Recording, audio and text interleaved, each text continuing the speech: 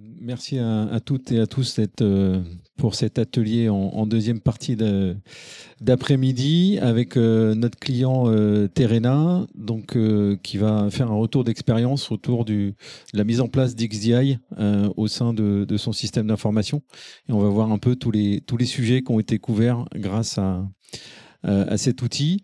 Rapidement, on va faire un petit tour de table. J'ai la parole, je continue. Je suis Benoît Chéroux, je fais partie de Next Décision et je m'occupe notamment des sujets data gouvernance. Bienvenue.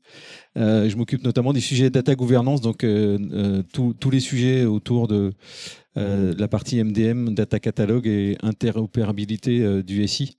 Ce sont des sujets sur lesquels on a pas mal d'équipes qui travaillent. On va y revenir, je pense, juste après. On est accompagné de Franck. Si tu veux te présenter juste en quelques minutes. Oui, donc Franck Beyer. Donc moi je suis adjoint au RSI Digital et Data chez Terena et aussi une casquette architecte SI. Et Gwendal Muraro, consultant pour Next Decision, consultant sur de l'ingénierie des données et avec une profonde, plutôt une grosse expertise sur XDI parce que c'est peut-être le seul outil que je maîtrise actuellement.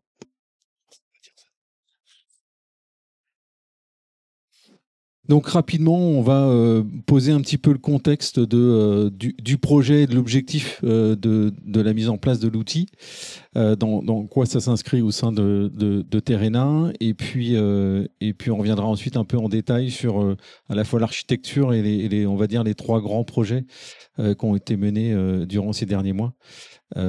Et donc Gwendal comme Franck pour répondre aussi à vos questions en fin de session.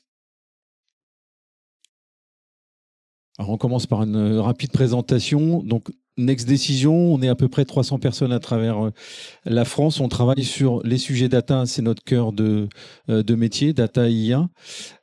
Mais on travaille également autour de la partie RSE et le conseil plus global autour des systèmes d'information. Donc, mise en place de CRM, de RP ou WMS.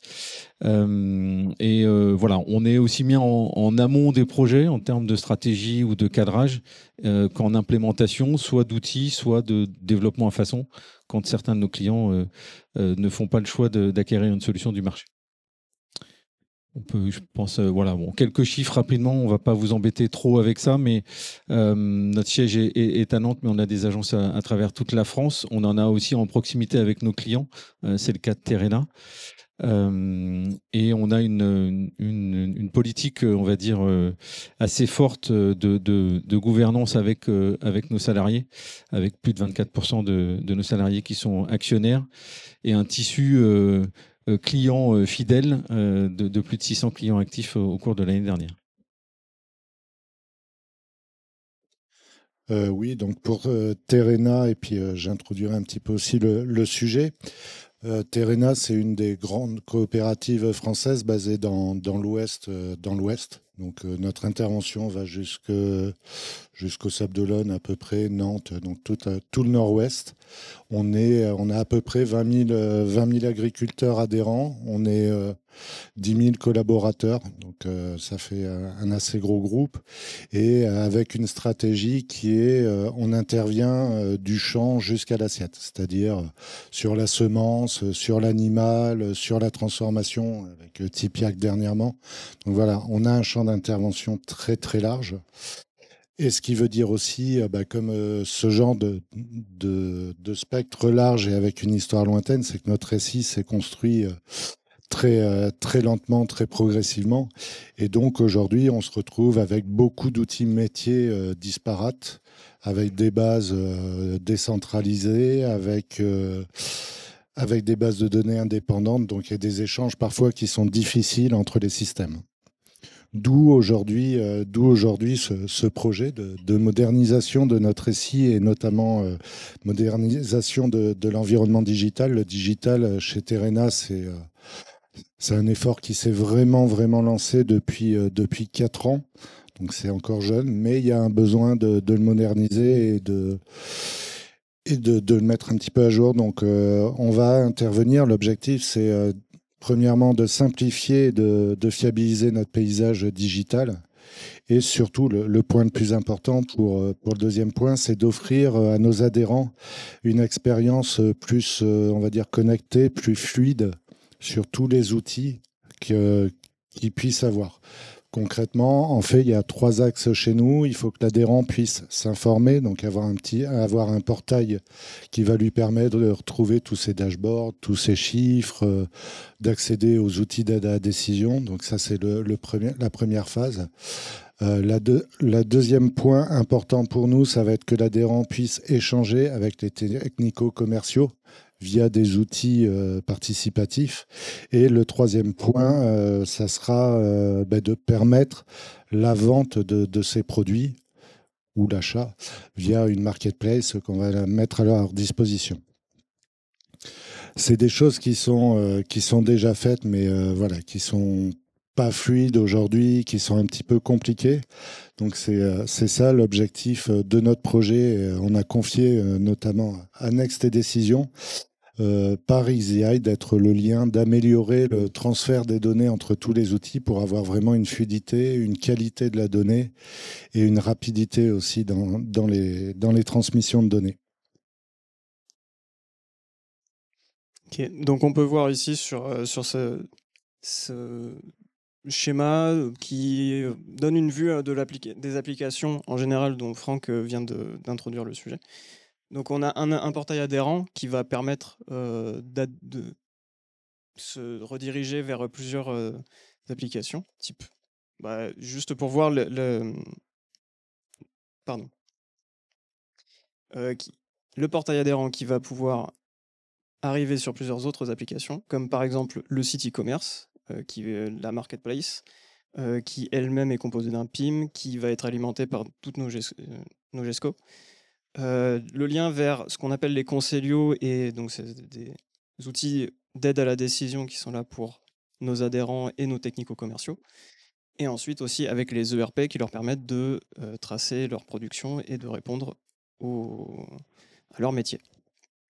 Et ce qui est important peut-être de... Oui, pardon, Franck, mais... Et je rajoutais juste un nouvel outil qu'on a mis pour tout ce qui est signature, qui est jeu de forme et tout, qui permet d'avoir une transmission de contrat et tout beaucoup plus rapide. Et donc cet outil-là doit aussi avoir le lien et pouvoir transmettre les données dans le data lake. Et pour revenir juste sur ce que disait Franck en introduction, faut comprendre qu'effectivement, dans le cadre notamment de Terena, mais ce ne sont pas les seuls, le lien de l'adhérent avec Terena est vraiment varié, multiple. Et donc, il y a un vrai enjeu, effectivement, parmi les différentes applications sur lesquelles il peut se connecter éventuellement pour avoir de l'information ou en pousser. Il y a un vrai sujet de synchronisation et d'harmonisation de la donnée. Donc, la mise en place d'XDI est arrivée vraiment dans ce contexte-là. Il n'est pas question forcément de dire on va faire peut-être un ERP unique ou un e-commerce unique, etc. etc. L'idée là, elle est d'arriver à vraiment interconnecter ces différentes applications. Et bien évidemment, mais ça je pense que tu y reviendras, Gwendal, déverser tout l'ensemble des différentes données dans le data lake pour pouvoir ensuite faire des analyses. Il faut voir XDI. Donc à l'époque, quand il a été choisi, c'était Stambia.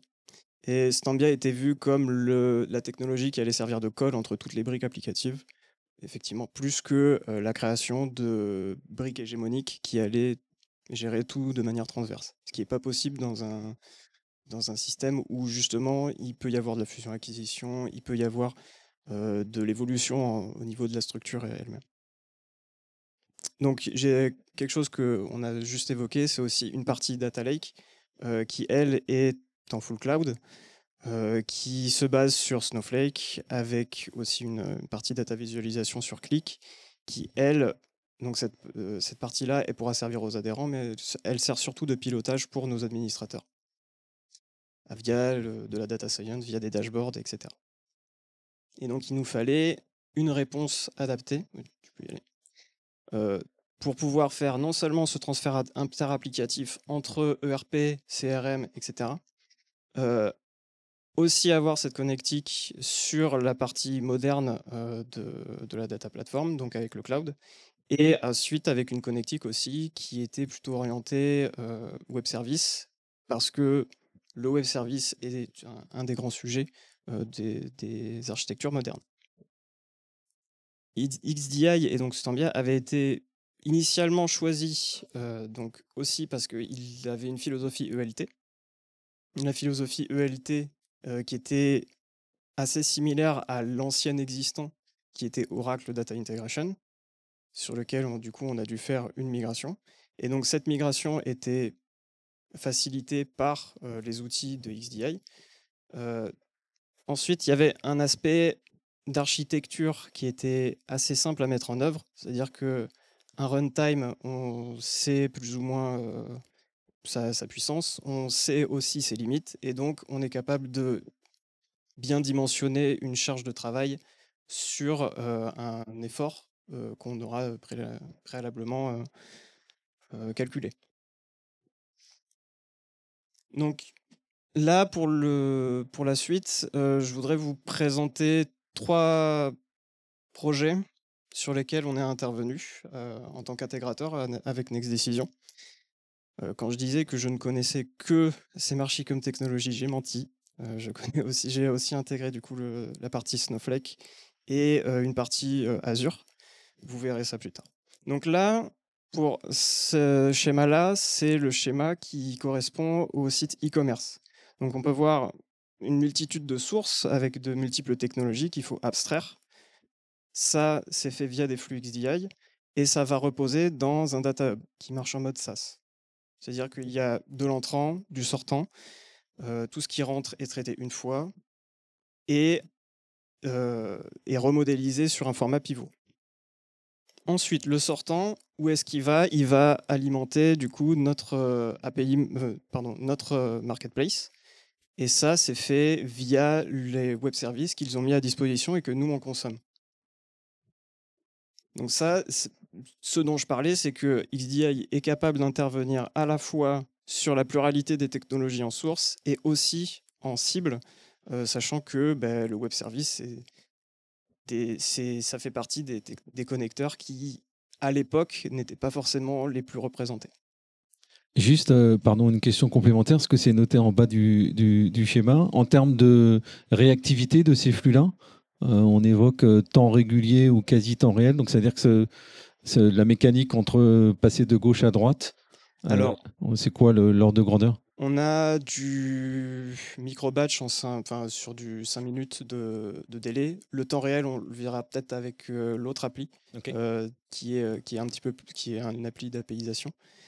Ici, vraiment, on est sur de la consommation, donc on est sur des flux qui sont capés pour pas trop dépasser les 5 minutes et qui sont ordonnancés voilà, comme ça. Et ils interviennent en delta par rapport aux sources. Ensuite, deuxième projet, donc là, c'est pour la partie portail adhérent. Le portail adhérent, on a travaillé avec un prestataire qui ne pouvait pas, pour des raisons contractuelles, stocker les données sur leur SI. Et du coup, on a dû mettre à disposition nos données avec toujours pareil, cette idée de format pivot. Donc ici, on a pensé l'architecture en double flux, c'est-à-dire qu'on a un flux en entrée qui va aller intégrer des données dans un data hub, encore une fois. Donc ça, c'est encore une fois du micro-batch, donc des éléments qui peuvent tourner toutes les 5 minutes. Et ensuite, on a cette fois-ci de l'APIisation, donc on met à disposition les données via une plateforme API qui, elle, donc est développée en Stambia, mais est exposée via l'API Manager d'Azure. Pourquoi? Parce que notre Data Hub est sur Azure. Donc on a une base de données SQL Azure qui permet une meilleure réactivité dans les réponses. Et du coup, juste une question, pourquoi un XDI entre le Data Hub et l'Azure App Service? Justement, c'est l'interface d'API.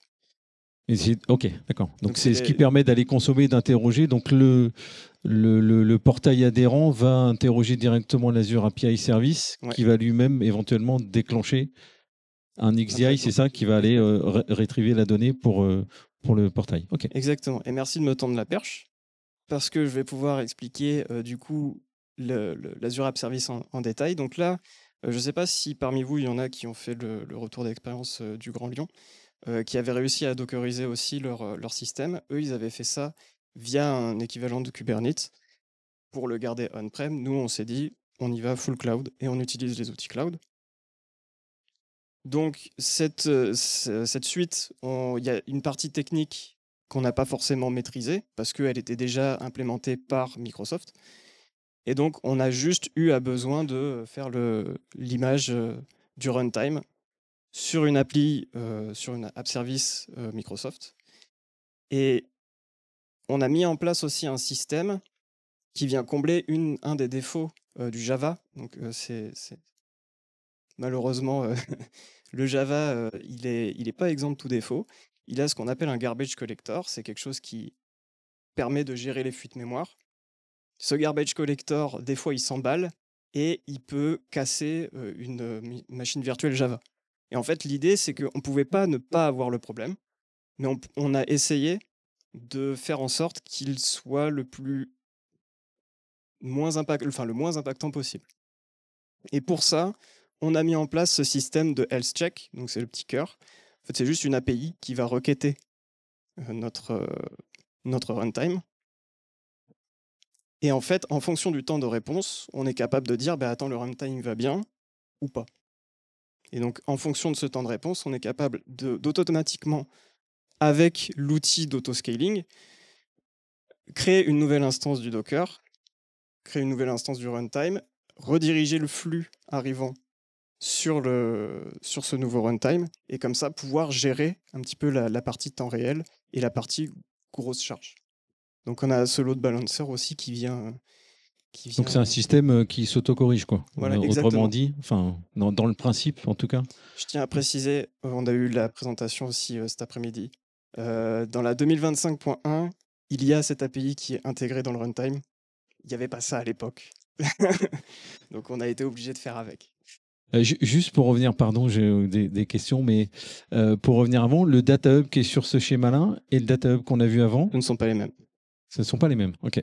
Parce que les usages ne sont pas les mêmes en sortie, c'est ça? C'est pas les mêmes typologies de données. On n'est pas sur le même formalisme. En fait, ici, le Data Hub va être plutôt sous la forme d'une succession de tables de SAS qui vont juste enregistrer des cinématiques FIFO. Donc on a par exemple, ce produit a été modifié à cette époque, ça va créer une ligne et on va juste intégrer des nouvelles lignes à chaque fois. Et en sortie, on va dire cette ligne, c'est bon, elle a été traitée. Ok, d'accord. Oui, c'est vraiment pour le support et la mémoire, on va dire, en cas de reprise sur flux en erreur, etc. Exactement. Ok, très bien.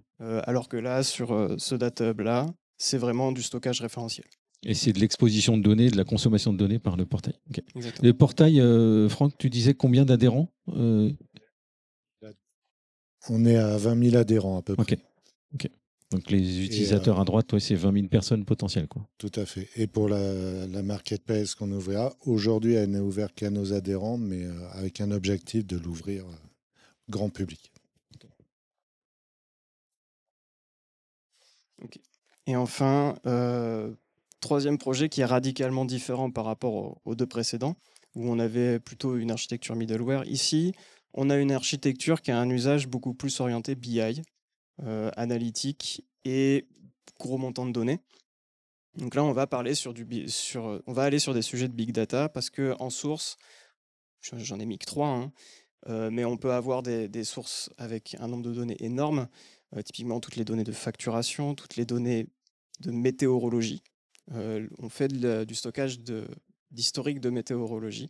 Et ça peut vite monter en termes de chiffres. On est à 13 millions de lignes par jour. Ça commence à faire sur un certain historique. Donc tout ça, on l'ingère encore une fois grâce à la pluralité des connecteurs de XDI, on le transforme sous un format fichier. Donc l'idée, c'est qu'après, on le compresse et on l'envoie sur un ADLS, Azure Data Lake Storage. À partir de là, cet ADLS, il va être connecté à Snowflake et XDI, lui, il va avoir ce rôle un petit peu ingrat de faire l'ordonnancement et le remontée d'erreurs. Parce que Snowflake est capable aussi d'intervenir justement sur la récupération des données et il le fait déjà très bien. Là où, avec SEMarchi, on devrait le faire passer par un moteur supplémentaire, ce qui n'est pas forcément le plus efficient. Mais là où SEMarchi apporte sa plus-value, c'est sur le traçage justement de l'ordonnancement. Et après, on va avoir une exposition de la donnée. Donc là, avec de la transformation. La transformation, elle, est gérée par les mappings SMArchi. On va avoir aussi potentiellement de l'exposition pour que d'autres outils puissent se connecter dessus. Donc Qlik, on va avoir des outils de data science, on va avoir des équipes qui vont intervenir dessus en Python aussi. Et on a même un cas d'export de la donnée massif via bulk pour pouvoir l'intégrer sur une base opérationnelle qui, elle, sera interrogée par une application mobile. Donc on a, voilà, SMArchi intervient en fait dans tous ces transferts-là. C'est vraiment la colle du SI. Voilà. Donc pour conclure, on a essayé de vous présenter assez rapidement et de gagner un peu de temps sur le timing qui avait dérapé sur les précédents ateliers, mais on a essayé de vous montrer donc 3 grands cas d'usage. Donc à la fois une partie APIisation, une partie flux interapplicatif et puis dernièrement une partie exploitation d'une data platform alimentée par XDI. On voit, et j'aime bien l'expression de dire que XDI est la colle du SI, mais on voit que c'est vraiment une brique assez importante au sein du SI Terena et qui accompagne cette transformation digitale que nous évoquait Franck. De manière assez, on va dire, protéiforme et qui sait aussi se connecter à différentes technologies. Donc on l'a vu sur Data Lake Storage, du Snowflake et peut-être d'autres choses qui n'étaient pas sur le schéma là, mais Ouais. qui s'interconnectent. Donc c'est vraiment un outil qui est assez complet et qui accompagne finalement la transformation de Terrain. J'ajouterais 2 petits points. Le premier, c'est la facilité de facturation par rapport à un ODI où c'était un peu compliqué. Là, le fait de payer à la licence à l'utilisateur en simultané, c'est clair, précis, on sait à quoi s'attendre, en gros, à la fin de l'année. Et deuxième point, c'est sur donc là c'est plus technique, c'est sur la partie scalabilité du SI. Donc on a vu avec la dockerisation dans Azure, on est capable de changer à la volée le workload possible sur notre SI. C'est tout à fait possible, je pense, aussi de le faire via un Kubernetes. Je m'avance peut-être dessus, mais je ne vois pas les verrous techniques là-dessus. Et voilà. Ouais, peut-être juste un dernier mot, c'est pas l'objet de l'atelier, mais Terena a également mis en place un référentiel avec XDM et utilise également XDI voilà, comme outil de diffusion de son référentiel au sein du SI. Donc il y a une vraie capitalisation, on va dire, en interne et il y a de nombreuses ressources internes et externes qui travaillent sur cette technologie-là au sein de Terena. On a encore peut-être quelques minutes si vous avez des questions pour Franck ou Gwendal.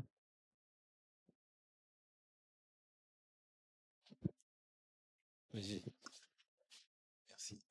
Oui, vous avez indiqué que vous avez utilisé XDI comme ordonnanceur.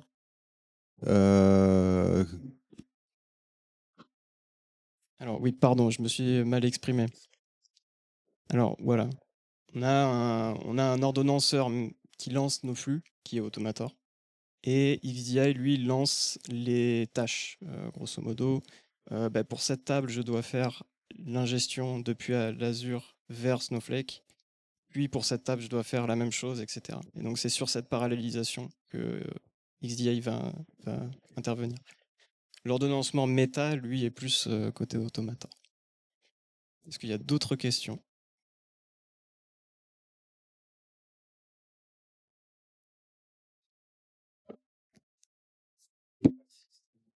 On vous remercie pour votre attention et votre participation.